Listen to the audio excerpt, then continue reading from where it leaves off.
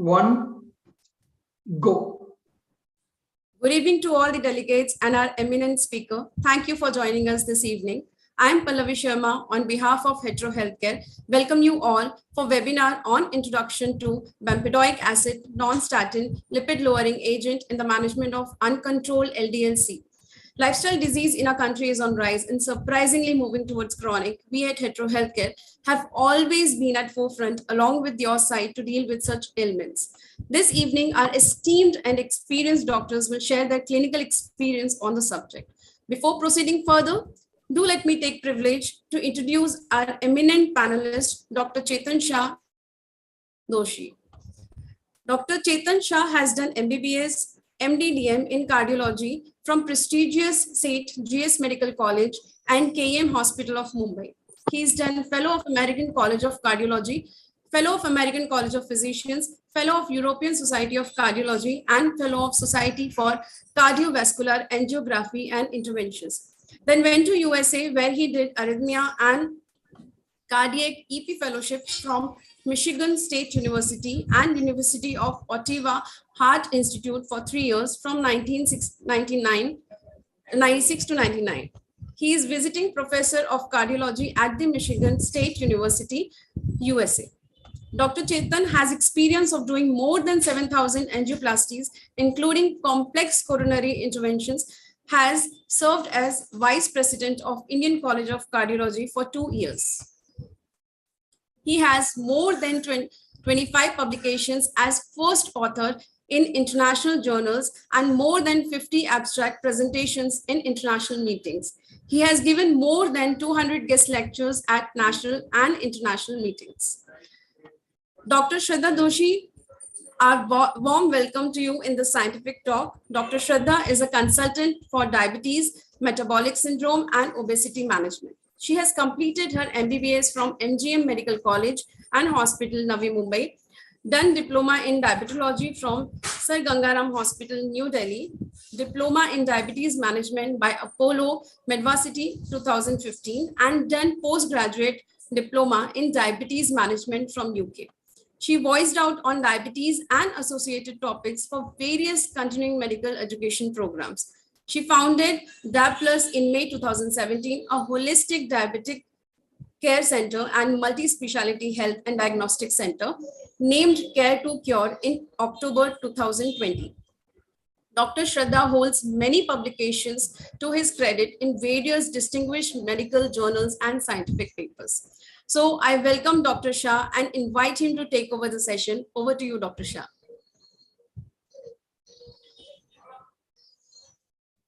Thank you very much. Good evening, everybody.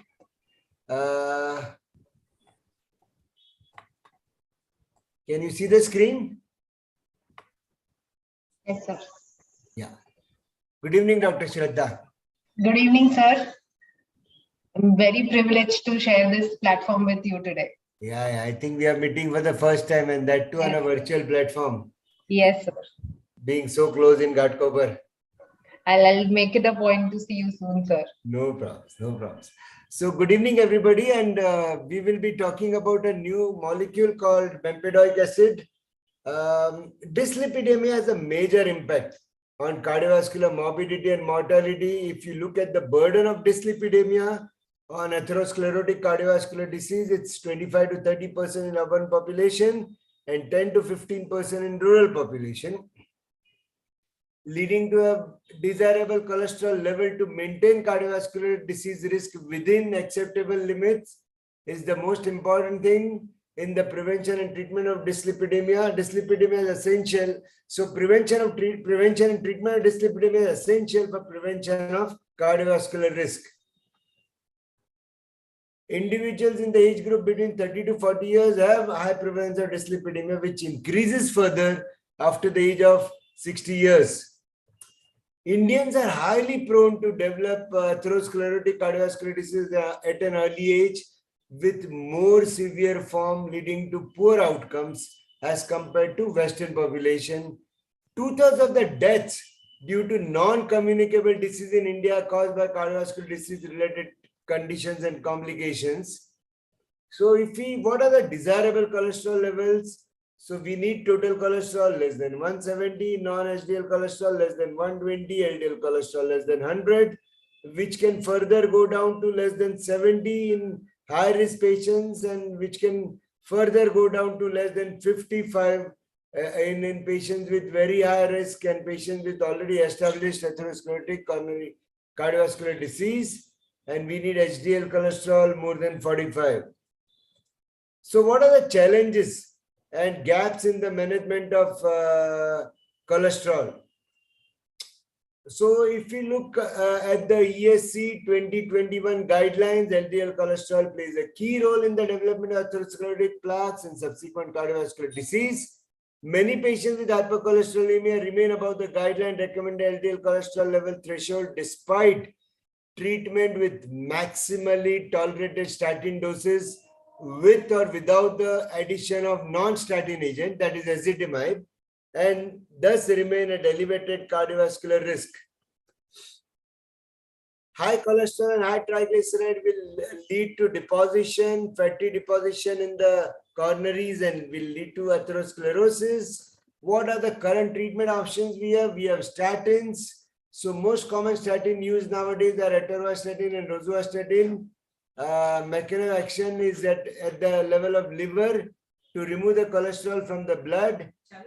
Then we have cholesterol absorption inhibitors like ezetimibe, limiting the absorption of dietary cholesterol. We have ACL inhibitors like bempedoic acid, which will reduce cholesterol. We have bile acid binding resins like cholesterolamine, which will reduce LDL cholesterol. We have PCSK9 inhibitors, which will help the liver absorb more LDL cholesterol levels. We have fibrates like fenofibrate and gemfibrozil, which will reduce the liver's production of very low density lipoprotein and speedy removal of triglycerides from your blood. We have niacin, which will limit your liver's ability to produce LDL and VLDL cholesterol levels, and we have omega-3 fatty acid supplements, which will help reduce your triglycerides. So these are the treatment options, and we'll be talking about this ACL inhibitor, that is bempedoic acid, which will reduce cholesterol levels. As per the cardiovascular drugs and therapy 2021, up to 80% of the patients treated with statin do not achieve an optimal LDL cholesterol level because of high baseline LDL cholesterol levels, aggressive LDL cholesterol treatment goals, lack of sufficient statin efficacy, or poor statin persistence or adherence. Now, talking about the adverse effects, primarily the muscle symptoms can limit the maximally tolerated statin dose to low dose therapy, or may make patients not adhere to the treatment or stop the statin therapy completely. So what are the challenges with statin therapy? We have a lot of residual risk. Statin reduces ASCVD risk by 15 to 37%. However, there is a ASCVD residual risk of 60 to 80% still persistent, despite optimal statin treatment that is linked to major cardiovascular events in about 20% of the patients with coronary heart disease. The non-attainment of the LDL cholesterol target levels. Only 37% of the patients with coronary artery disease on moderate to high intensity statin monotherapy achieved an LDL cholesterol goal of less than 70, and only 20% of the patients familial hypercholesterolemia could achieve optimal LDL cholesterol goal with maximally tolerated dose of statin and non-adherence. This is most important. Most patients are intolerant to high dose statin therapy due to adverse effects such as myotoxicity and hepatotoxicity, while some patients stop using statin due to misleading information on the package inserts, that is treatment by Dr. Google. So statin intolerance, muscle weakness are the main statin challenges. Uncontrolled LDL cholesterol levels are also there with maximally tolerated dose of statin, hence a need of new add-on treatment which would help in reduction of hypercholesterolemia. And then we have this bempedoic acid, which is a drug used in conjunction with lifestyle modification and other agents for the treatment of refractory hypercholesterolemia. It's a lipid lowering agent, ACL inhibitor, oral treatment, 180 milligram per day is the dose. is rapidly absorbed in the small intestine. Food has no effect on bioavailability. The action will last for 15 and 24 hours. Plasma binding, plasma protein binding, 99% metabolism. It's reversibly converted to an active metabolite, excretion 70% in urine, and remainder is excreted to feces. So, bempedoic acid is a prodrug which will be converted in liver and kidney by ACSVL1, that is acyl coenzyme synthetase 1, which will form bempedoyl coenzyme A, that is an active form of molecule, which will inhibit the acetyl coenzyme A, citrate to acetyl coenzyme A.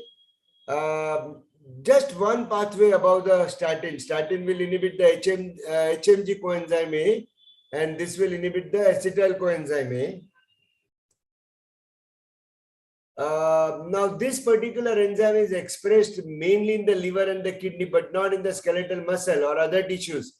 Therefore, activity of bempedoic acid restricted to liver. So there are no muscle weakness, pain, which are felt with these particular agents, which will lead to medication adherence.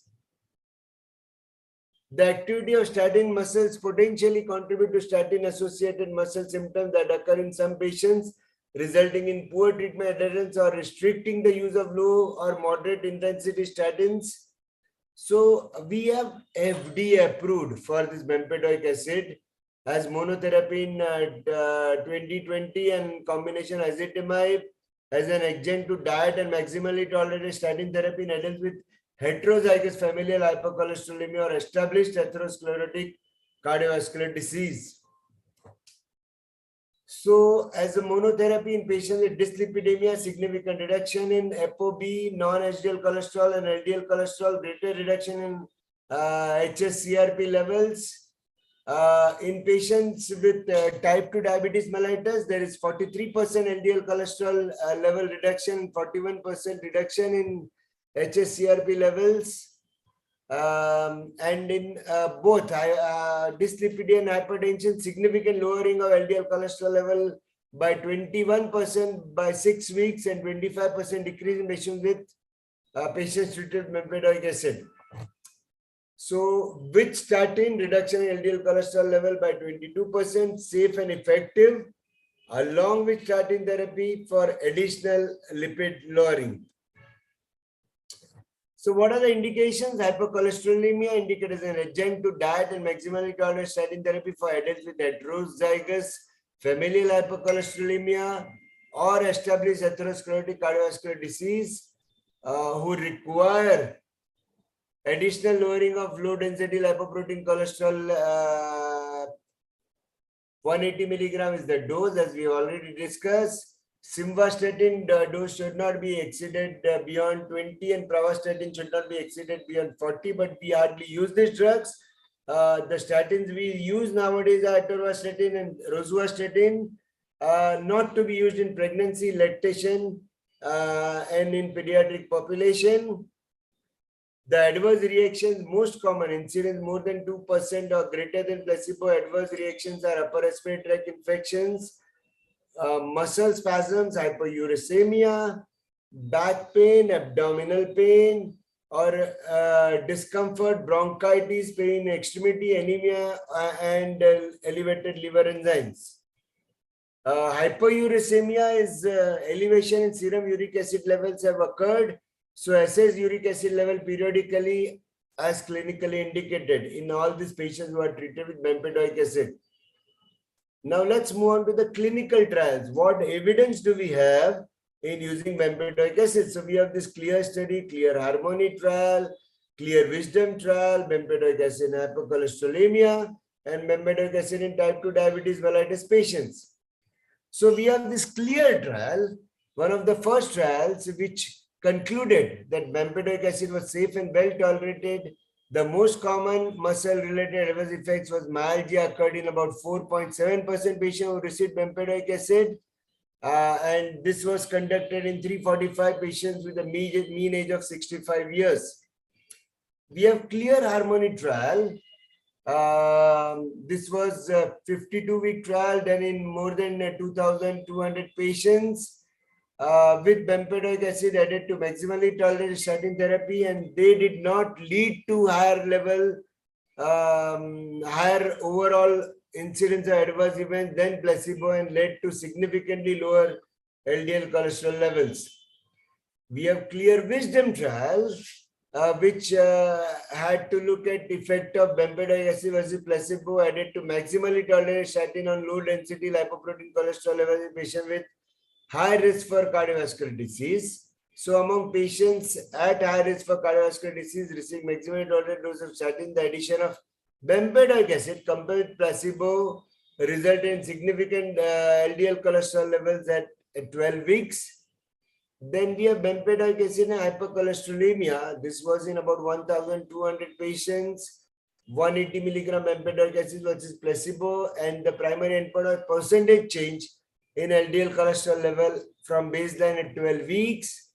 And bempedoic acid added to maximally tolerated statin, including moderate or high intensity statin or no background statin, was associated with decrease in LDL cholesterol level versus placebo in patients with hypercholesterolemia with an acceptable safety profile.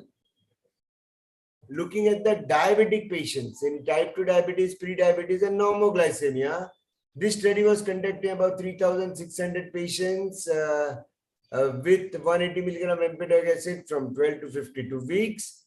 And for 1 year, it did not worsen glycemic variables, or there was no new onset diabetes as compared to placebo with bempedoic acid. So in conclusion, bempedoic acid is a novel lipid lowering inhibiting HCl enzyme add-on with a maximally tolerated statin for desired LDL cholesterol target, reduces apolipoprotein and high HSCRP levels, and safe, does not cause myalgia or drug-drug interaction. Now, a word of caution, we do not have cardiovascular outcome trials, which will probably come by December. So, we will be able to tell you about the cardiovascular outcome trials by December. But till then, this is a drug which is a very good drug to add on with maximally tolerated dose of statin in patients in whom the target LDL cholesterol levels are not achieved. So I thank you very much for attention, and I'll be very happy to take on questions, and we can have Dr. Shraddha's remarks as well.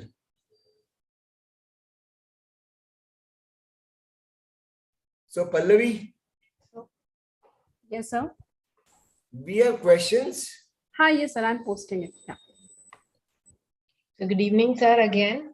Very nicely presented, all the trials in a very short format and a very, lucid way. So I don't think, prescription part should be a question. It's very clear that 180 milligram of bempedoic acid when added to maximally tolerated statins should reduce the LDL cholesterol levels.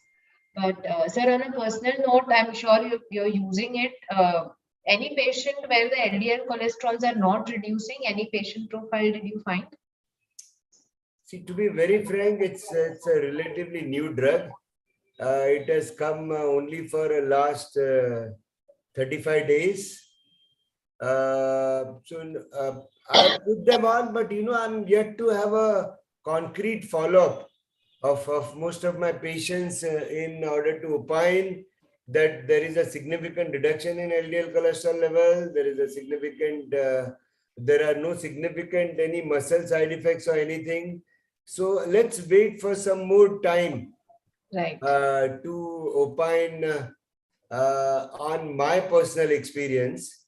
But trials have clearly shown that it causes significant reduction in LDL cholesterol levels. But let me be very frank that we will have to wait for my personal experience for at least a couple of more months to know that it causes a real significant decrease in LDL cholesterol levels. Plus, the most important thing is our cardiovascular outcome trials, yes, which are not there out yet. So FDA has clearly approved it as a add-on therapy for maximally tolerated dose of statin or in patients who are intolerant to statin. Right. So we have got questions also, sir.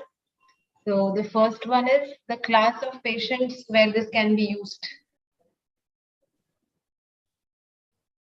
So no, we have already talked about whether it can be used as monotherapy. It can be used as a monotherapy with ezetimibe, preferably, rather than using just as a monotherapy in patients who are intolerant to statin. Otherwise, current indication is in patients with maximally tolerated dose of statin. It should be used. Monotherapy can be used in those patients who are intolerant to statins. Treatment protocol to follow for lipid profile for dose adjustment. So we are about to form a protocol, as I've already said that our experience is not vast, but I would say that I would wait for at least 3 months for the dose adjustment for the follow-up lipid profile. Post-COVID in patients, lipid profile, any significant changes observed? I don't think I have observed any significant changes in the lipid profile following COVID in my patients.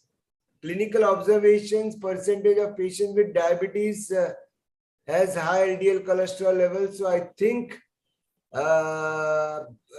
Shraddha will be able to tell better about the diabetic patients.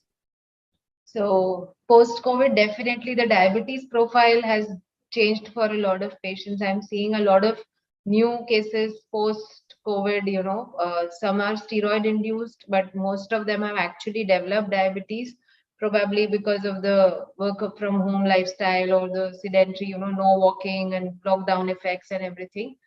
But yes, those with diabetes definitely have, most of them have higher LDL cholesterol levels along with higher triglycerides as well. And sometimes, beyond a certain point, we can't increase the statin dose because patients are not able to tolerate it. So then, like sir just said, we have just started with bempedoic acid and the real world effects are yet to be seen. The patients need to come back with their lipid profiles at the end of 2 or 3 months.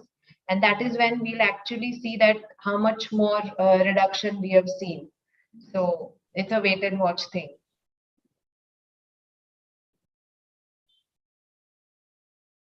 Are there any more questions, Pallavi? Sir, I have one more question. Yeah, Bola. Sir, as we saw in the trials, they were using bempedoic acid 60 mg, 120 mg, 180 mg in various strengths. So have you tried, half dose or maximally tolerated dose, like directly 180 mg only? Because I see a lot of patients, yes, because at least in diabetes, I see a lot of patients breaking the tablet and using it. That happens a lot with my set of patients. So will that be beneficial or even that is a wait and watch kind of scenario yet? Half tablet I have not used in any patients. 80 milligrams, 60 milligrams not used in any patients, because most of my patients are with coronary artery disease. They are at very high risk, and I want their LDL cholesterol maybe down to 55 or less than 55, even to 40. So that half treatment does not have any space in our dictionary of cardiologists. No, okay. We always believe in going full for everything. Right. Okay, sir.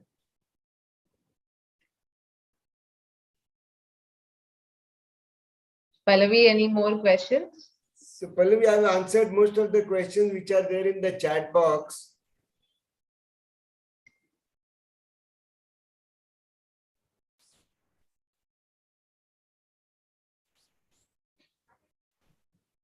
Has anyone else got any questions, Pallavi? No, sir. No? No, sir. So then we can have concluding remarks.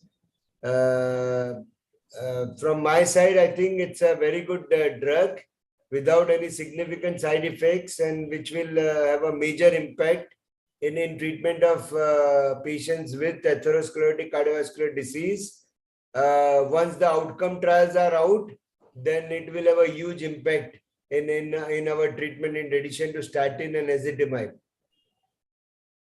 And from my end too, I believe that, as an add-on to statin, if it can really reduce the LDL cholesterol, as it has claimed in the real trial, if you are able to see that in the real world evidence study, then the area where me and sir practice, all of them eat a lot. And I think this drug will really help us lower the LDL cholesterol levels without any, significant side effects or adverse effects.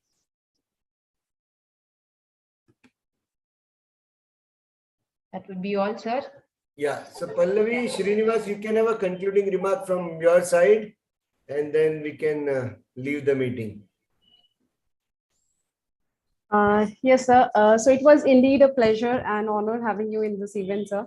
And ma'am, we on behalf of Hetero Healthcare would like to extend our sincere thank you to you for your comprehensive session. And we are sure that our delegates would have definitely got enlightened regarding the molecule, as you have covered all the possible aspects in your session. So at the same time, we would like to thank all the delegates for their presence and patient hearing. Thank you so much. Thank you so much, ma'am. Thank you. Thank you. Bye. Bye. Thanks.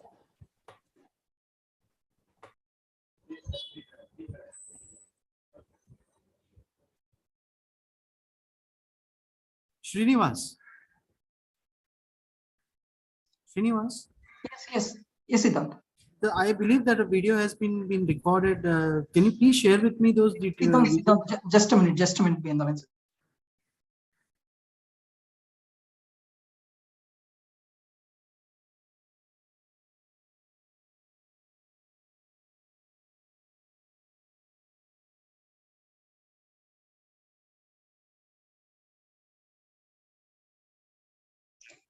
Siddhant, tell me again, Siddhant. Hello. Srinivas, we have closed our session, right? Yes. Okay.